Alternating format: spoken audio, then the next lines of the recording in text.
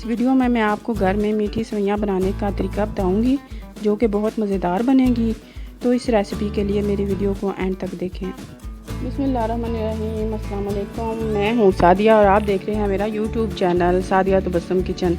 आज मैं बनाने वाली हूँ मीठी सेवइयाँ जो कि बहुत ही मज़ेदार लगती हैं। आप इसे किसी भी खाने के बाद भी आप सर्व कर सकते हैं, नाश्ते में भी सर्व कर सकते हैं। हर वक्त जब आपका दिल करे आप उसी वक्त बनाएं और ये बड़े कम टाइम में बन जाती है।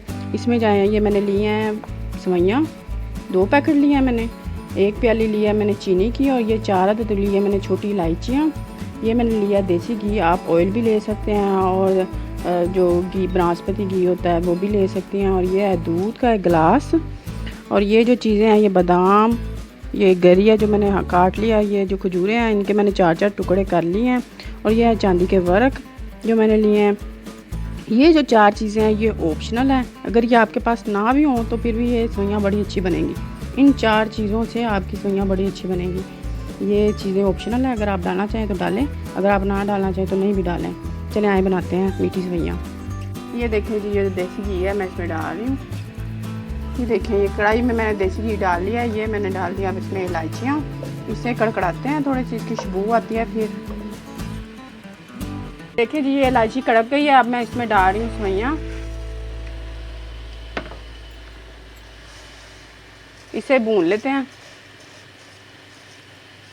इनको अगर आप और तोड़ना चाहें तो तोड़ लें, पहले भी मैंने इसको अच्छी तरह तोड़ लिया था।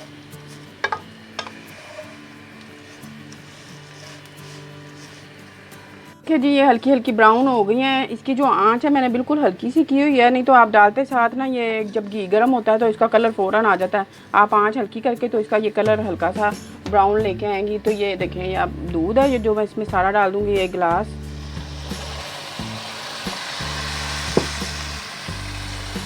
यह है चीनी, इसको मैं कर लेती हूँ अच्छी तरह मिक्स। आंच अभी हल्की ही है।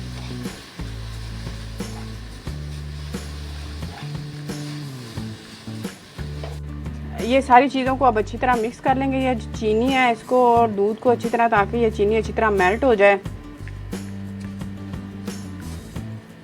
चीनी अच्छी तरह मेल्ट हो गई है और इसकी आंच मैंने बिल्कुल दम वाली की हुई है। इस टाइम पे मैं इसमें डाल दूंगी गरी और ये जो बादाम है ये, और साथ ही खजूरें। अब मैं इसको रख देती हूँ दम पे। दम पे रखने के लिए थोड़ी सी आंच एकदम से तेज़ करती हूँ, इसमें भाप बनेगी, फिर आंच हल्की कर दूँगी। ये देखिए जी ये सारी भाप बन गई है। अब इस टाइम पे मैं आंच बिल्कुल हल्की, बिल्कुल दम वाली कर रही हूँ। चलें अब 5 मिनट बाद इसका ढक्कन खोलते हैं। जी इसको हो गया 5 मिनट, अब हम इसका ढक्कन उठाते हैं।